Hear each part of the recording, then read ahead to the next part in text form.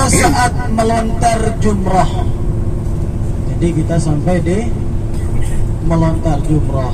Melontar jumrah, begitu sampai lontar jumrah ternyata kita sampai di Ji'rana, ya. Nah, pada saat melontar jumrah bukan hanya sekedar batu yang kita lontar.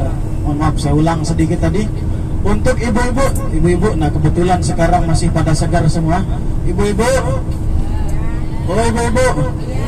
Nah, sekali lagi saya ulangi, untuk ibu-ibu yang nanti pada saat melontar jumrahnya menggunakan perhiasan, entah itu gelang, cincin, anting, kalung dan lain sebagainya, intinya emas-emasan. Saya katakan sekali lagi, tidak sah, ya. Tidak sah, karena melontar jumrah itu menggunakan batu bukan emas. Kalaupun mau lempar emas, mohon maaf, lempar ke saya saja, insya Allah nggak keberatan. Tapi jangan sampai 25 kilo langsung lempar ke bawah, maaf, benyok saya nanti langsung. Jadi kita melontarnya menggunakan batu, jangan juga batu sebesar jaguran, batu kerikil yang kita gunakan untuk melontar, ya. Nah, ketika melontar bukan hanya sekedar batu yang kita lempar, bukan hanya sekedar tembok yang kita lempar, bukan juga tiang. Nah, sebelum saya lanjut, sebelah kanan Bapak Ibu di depan sebelah kanan ada sebuah gunung yang menyerupai punuk unta. Ya, kelihatan? Di situ udah kelihatan jalan di situ.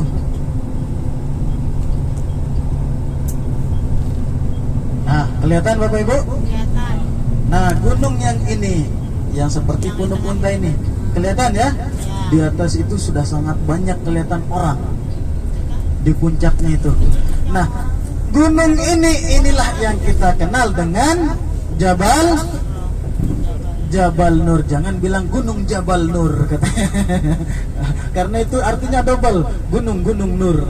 Ini yang kita kenal dengan Jabal Nur. Sekarang akses menuju ke atas sudah bagus, sudah dibuat anak tangga. Kalau dulu kita lewat jalur setapak di sini, maaf, di atas sini yang kelihatan rumah-rumah di situ.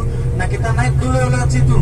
Nah, sekarang naiknya lewat mana? Naik lewat belakang di situ sudah ada.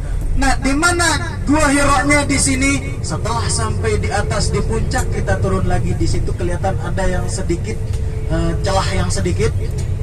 Kelihatan ya? Nah, kita turun baru nanti ketemu celahnya, disitulah Gua Hira-nya. Nah, ada yang mau muncak? Yang mau muncak silahkan angkat tangan. Nanti mau turun di sini bisa langsung. Pulangnya naik taksi sendiri. Ya.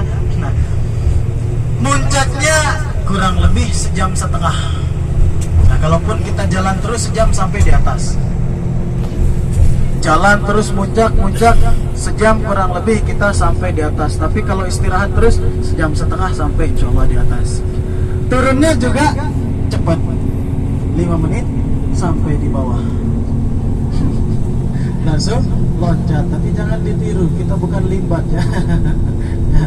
Nah, di Jabal Nur ini dahulu disitulah baginda Rasulullah Sallallahu Alaihi Wasallam, beliau menerima wahyu, bukan Iqbal Wahyudi ya, wahyu yang diterima oleh Rasulullah Sallallahu Alaihi Wasallam. Sebelum beliau diangkat menjadi Nabi dan Rasul, dahulu beliau sering naik ke atas Jabal Nur. Beliau bertafakur di dalam Gua Hira. Beda halnya dengan Jabal Sur atau Gua Sur. Nah, Gua Sur itu ataupun Jabal Sur beliau naiki setelah beliau diangkat menjadi Nabi dan Rasul. Bahkan setelah 13 tahun beliau berdakwah di kota Mekah.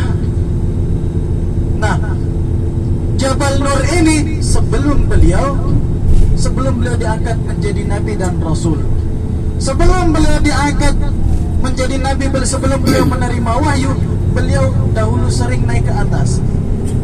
Nah, Rasul Sallallahu Alaihi Wasallam, beliau dikenal dengan pemuncak pendaki yang handal. Rasul Sallallahu Alaihi Wasallam dikenal dengan pendaki yang handal.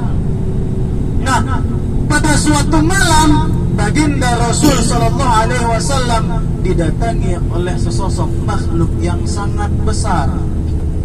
Makhluk tersebut belum pernah beliau temui sebelumnya. Malam itu tatkala beliau berada di atas Jabal Nur, beliau berada di dalam Gua Hira, beliau didatangi oleh sesosok makhluk yang sangat besar.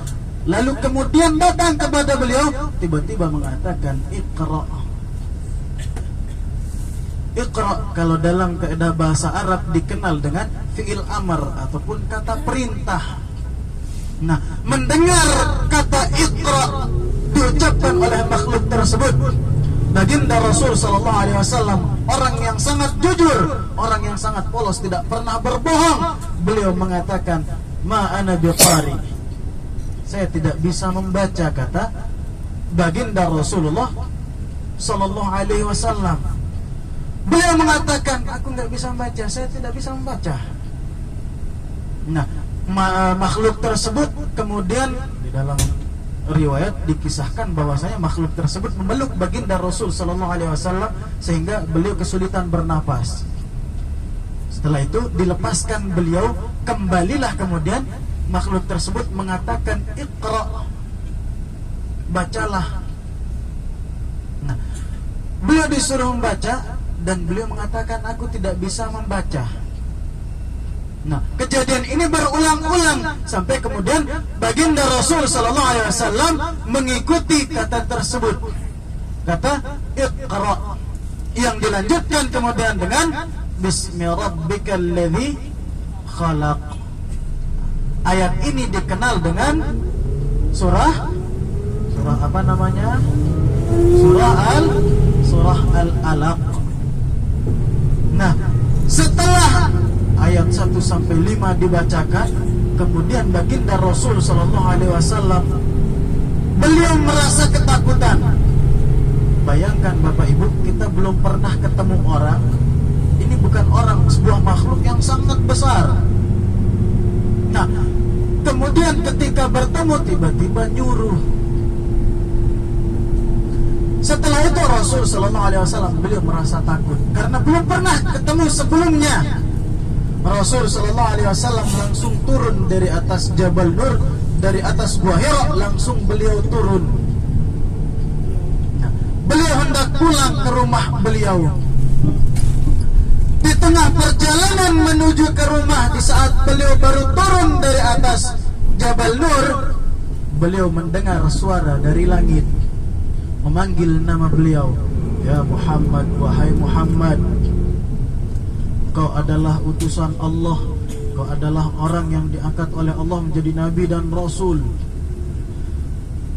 Mendengar nama beliau dipanggil, Rasul Sallallahu Alaihi Wasallam mengangkat kepala beliau, mendongakkan kepala beliau ke langit. Disitulah beliau melihat malaikat Jibril dalam wujud bentuk aslinya sebagai malaikat. Kepada para sahabat, beliau bercerita bahwasanya malaikat Jibril memiliki sayap yang sebelah sayapnya itu berjumlah 5.000. Betapa banyaknya jumlah sayap daripada malaikat Jibril. Nah, setelah kejadian tersebut, Rasul Sallallahu Alaihi Wasallam langsung pulang ke rumah beliau, langsung ulik. Sampai di rumah, beliau tidak langsung ke istrinya. Beliau langsung menuju ke tempat tidur beliau, kemudian menyelimuti diri, atau bahasa Perancisnya bekerumbung. Tahu bekerumbung Bapak Ibu? Ada yang tahu bekerumbung? Tahu.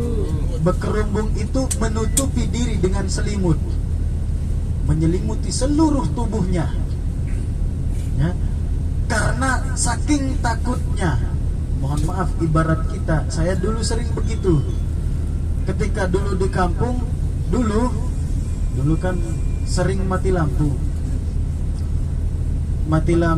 apalagi hujan belik, angin besar. mati lampu, dinyalakanlah dile obor yang sangat inovatif bernama dile kecopok dahulu. Nah, dile kecopok itu berbahan bakarkan minyak tanah, kemudian ada sumbu, itulah seperti itu.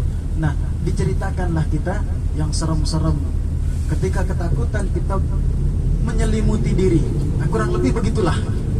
Nah, beliau kemudian menyelimuti diri saking takutnya. Lalu Rasul Sallallahu Alaihi Wasallam ditenangkan oleh istri tercintanya. Istri tercintanya Sayyidah Khadijah. Beliau menenangkan baginda Rasul Sallallahu Alaihi Wasallam. Wahai suamiku, wahai sayangku, kandaku, my love, atau my darling, engkau adalah orang yang jujur sayang. Engkau adalah orang yang amanah. Engkau adalah orang yang baik. Dan tidak mungkin Tuhanmu menghinakanmu seperti ini. Begitulah kata Sayyidah Khadijah merayu menenangkan baginda Rasulullah Sallallahu Alaihi Wasallam. Inilah, mohon maaf yang sebesar-besarnya, inilah hakikat kenapa diciptakannya seorang istri, seorang wanita.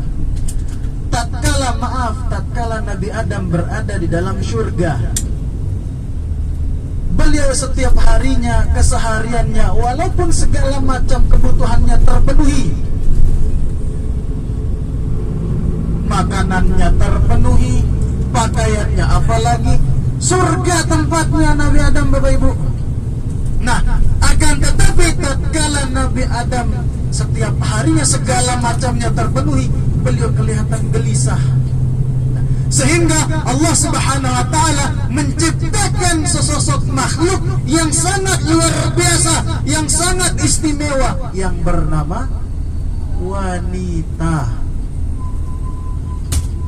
Wanita ini diciptakan oleh Allah Subhanahu wa taala untuk, pada dasarnya, bukan untuk menemani Nabi Adam, bukan untuk maaf sebesar-besarnya, bukan untuk memenuhi kebutuhan Nabi Adam, akan tetapi untuk menenangkan Nabi Adam, untuk menenangkan laki-laki. Jadi mohon maaf kalau zaman sekarang ada wanita yang membuat laki-laki resah, membuat suaminya resah, mohon maaf, itu sudah melenceng dari hakikat penciptaannya, ya. Jadi begitulah, wanita diciptakan untuk menenangkan. Begitulah dengan baginda Rasul Sallallahu Alaihi Wasallam yang ditenangkan oleh istri tercintanya. Nah, setelah sebelumnya, pada saat Rasul Sallallahu Alaihi Wasallam berselimut, di situ kemudian turun ayat lagi. Ya ayyuhal muddathir. Nah, ayat ini, tatkala ayat ini turun, barulah kemudian Rasul Sallallahu Alaihi Wasallam diangkat menjadi Rasul. Pada saat menerima Iqra, beliau hanya diangkat menjadi Nabi. Setelah turun Ya ayyuhal muddathir atau surah Al-Muddathir, beliau diangkat menjadi Rasul. Nah, setelah kemudian ditenangkan, dibujuk oleh istri tercintanya, setelah Rasul Sallallahu Alaihi Wasallam tenang, beliau diajak oleh istrinya bertemu dengan sepupu daripada istrinya ataupun iparnya. Sepupu daripada Sayyidah Khadijah, beliau bernama Waraqah ibn Naufal. Siapa Waraqah ibn Naufal ini? Waraqah ibn Naufal adalah salah seorang pendeta yang dimana dia masih menganut, dia masih membawa ajarannya Nabi Musa, Nabi Isa dan lain sebagainya, masih mentauhidkan Allah. Dan beliau adalah salah satu orang yang tidak pernah menyembah berhala seumur hidupnya. Selain itu ada juga nama sahabat seperti Sayyidina Abu Bakar. Beliau juga tidak pernah menyembah berhala seumur hidupnya. Nah, berceritalah kemudian baginda Rasul Sallallahu Alaihi Wasallam kepada Waraqah ibn Naufal tentang apa yang dialaminya, tentang apa yang beliau lewati. beliau bertemu dengan sosok makhluk begini dan demikian. Nah, apa kata Waraqah ibn Naufal? Waraqah ibn Naufal mengatakan kepada baginda Rasul sallallahu alaihi wasallam, sesungguhnya yang datang kepadamu itu adalah Namus. Namus ini nama lain daripada malaikat Jibril. Yang datang kepadamu adalah yang datang kepada Musa dulu. Nah, tidaklah orang yang membawa ajaran sepertimu, ajaran seperti Musa, melainkan dia pasti akan diusir oleh kaumnya, melainkan dia pasti akan dimusuhi oleh kaumnya, dia pasti akan dibunuh oleh kaumnya. Begitulah kata Waraqah ibn Naufal. Dan jikalau nanti waktu itu aku bertemu dan aku masih hidup, akulah orang pertama yang akan membelamu, kata Waraqah ibn Naufal.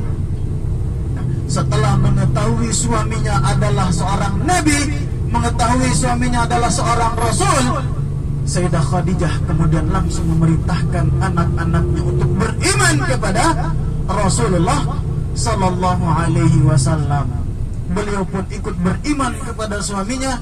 Begitupun dengan Sayyidina Abu Bakar. Beliau juga orang atau salah seorang sahabat yang langsung memeluk agama Islam, yang langsung beriman kepada baginda Rasul sallallahu alaihi wasallam tanpa bertanya apakah bukti ataupun bertanya kenapa aku harus beriman kepadamu. Beliau tatkala bertemu dengan baginda Rasul sallallahu alaihi wasallam dan Rasul sallallahu alaihi wasallam mengatakan beliau adalah seorang nabi dan rasul, Sayyidina Abu Bakar langsung beriman kepada Rasulullah sallallahu alaihi wasallam. Dan setelah Rasul diangkat menjadi nabi dan rasul, beliau tidak pernah lagi naik ke atas Jabal Nur ataupun ke Gua Hira, ya. Jadi untuk yang mau naik sana boleh silahkan. Kita lihat bagaimana kondisi daripada Gua Hira, bagaimana gambaran dengan baginda Rasul sallallahu alaihi wasallam yang setiap malam naik ke atas Jabal Nur.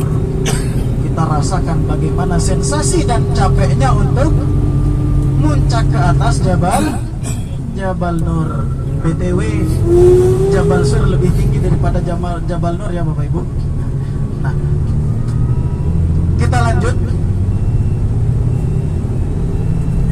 Melontar jumrah atau melontar jamarat.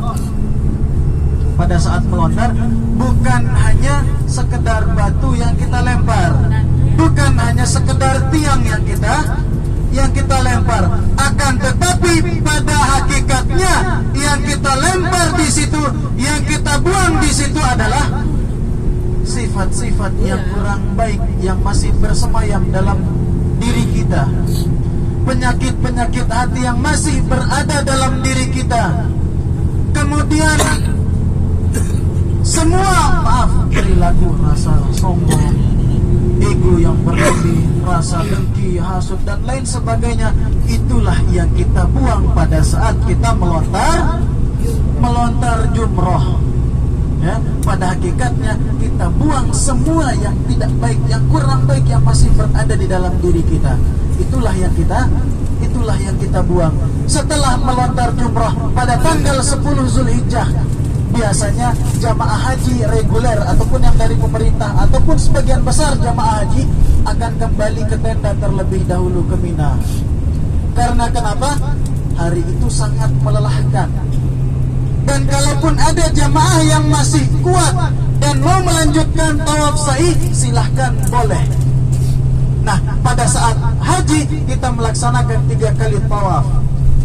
Tawaf pertama di saat baru sampai di kota Mekah, entah itu datang dari Indonesia, entah itu datang dari Madinah. Tawaf pertama dikenal dengan tawaf qudum, tawaf kedatangan.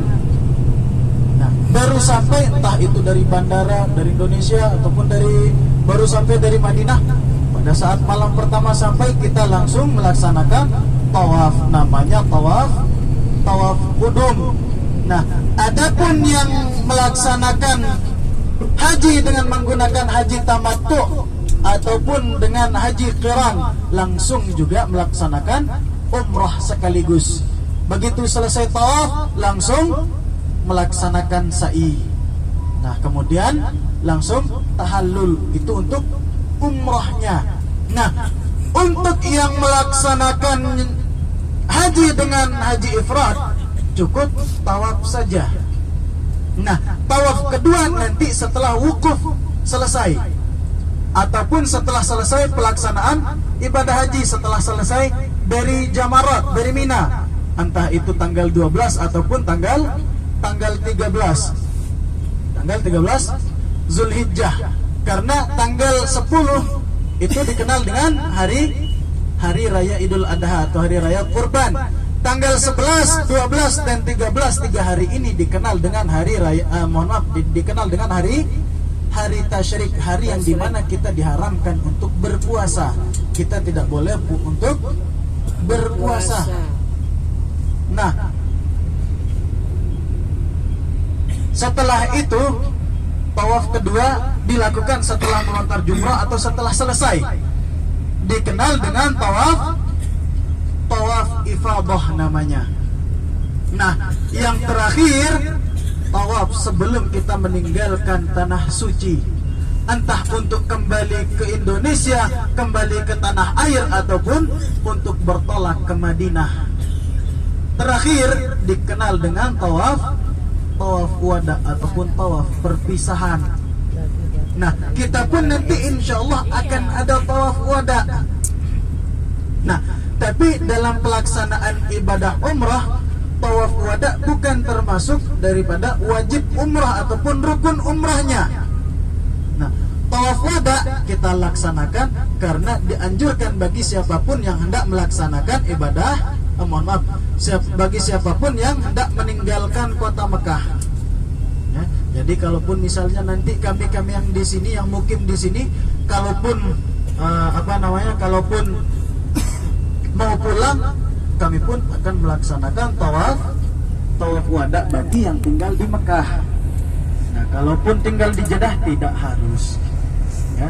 Nah, begitupun untuk Bapak Ibu, mungkin ada yang kurang sehat ataupun ada yang berhalangan, contoh untuk ibu-ibu pada saat itu tamunya datang. Nah, itu gugur kewajibannya untuk melaksanakan tawaf wada. Jadi tidak wajib, ya, tidak wajib untuk melaksanakan tawaf wada. Tapi dalam pelaksanaan ibadah haji itu merupakan salah satu wajib hajinya, ya. Jadi kalaupun tidak melaksanakan tawaf wada, dia harus membayar dam, ya.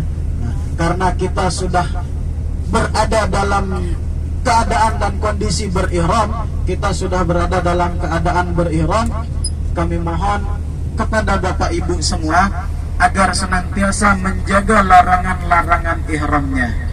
Seperti yang disampaikan tadi, jangan sampai nanti kita mencederai ihram kita. Kita harus membayar dendanya, ya. Mohon untuk saling mengingatkan, karena mohon maaf, hari ini kita jalan dari pagi sampai siang, tidak terasa ada saja keringat yang keluar. Ibu-ibu biasanya ibu-ibu merasa apek kalau sudah berkeringat. Nah, ibu-ibu ketika sudah berkeringat merasa apek, kayaknya badan kurang enak nih, kurang sedap. Nah, bagaimana kalau disemprot? Mohon maaf, jangan pakai parfum, entah itu parfum kemudian sabun. Nah, terlebih yang satu yang sangat penting, tisu basah ibu-ibu sangat sering menggunakan, ya. Tisu basah juga jangan sampai ada yang pakai tisu basah, ya. Untuk ibu-ibu, untuk hari ini, siang ini, kami sarankan kepada ibu-ibu, ceraikan dulu kosmetiknya, telak satak-sakep dulu kosmetiknya, ya. Ceraikan dulu kosmetik, entah itu lipstik, kincu, pupur, bedak ataupun dempul-dempul yang lainnya, silahkan diceraikan dulu. Kapan kita rujuk? Nanti setelah kita setelah kita selesai tahallul, baru silahkan mau mandi dengan parfum, mau mandi dengan bedak, dengan pupur kinconya, silahkan. Tapi untuk sekarang jangan dulu, karena nanti kalau dilanggar nanti akan membayar denda atau membayar dam, ya. Begitupun dengan dengan bapak ibu yang bersama dengan pasangan. Walaupun keimanan kita tinggi. Salah satu contoh, tatkala Nabi Ibrahim hendak melaksanakan ibadah yang diperintahkan oleh Allah Subhanahu wa taala. Beliau diperintahkan untuk menyembelih anak beliau. Nabi Ibrahim tidak menanyakan kenapa ataupun bagaimana. Tatkala Allah memerintahkan Nabi Ibrahim untuk menyembelih putra beliau, beliau langsung melaksanakannya tanpa bertanya. Dengan keikhlasan yang sangat luar biasa, putra beliau Nabi Ismail digantikan oleh seekor domba. Artinya apa? Tatkala kita hendak melaksanakan sebuah ibadah, syaitan pasti akan datang untuk menggoda kita dari segala macam arah, dari segala macam sudut. Syaitan pasti datang untuk menggoda kita semua. Nah, salah satunya kami berpesan kepada bapak ibu yang bersama dengan habibi-habibinya, jangan sampai nanti ada yang yalal yalili, ya. Jangan sampai ada jangan sampai ada yang dekat dengan habibi-habibinya. Tahan dulu, karena mohon maaf yang sebesar-besarnya, jikalau seorang suami istri bergaul dengan pasangannya, bergaul dengan istri atau suaminya, maka damnya ataupun denda yang dibayarkan bukan hanya seekor kambing, melainkan seekor unta. Tidak lagi seekor kambing, tapi seekor unta yang harus dibayarkan. Jadi harus mohon benar-benar diperhatikan. Kita saling mengingatkan dengan saudara-saudara kita, saling mengingatkan dengan teman-teman yang lain. Jadi supaya tidak ada yang melanggar larangan ihram. Baik Bapak Ibu, insya Allah sebentar lagi kita akan sampai di hotel. Dan sekarang sudah jam 12 kurang 7 menit lagi jam 12, sedangkan zuhur itu jam 12.30-an ataupun setengah 1. Artinya setengah jam lagi menuju waktu zuhur.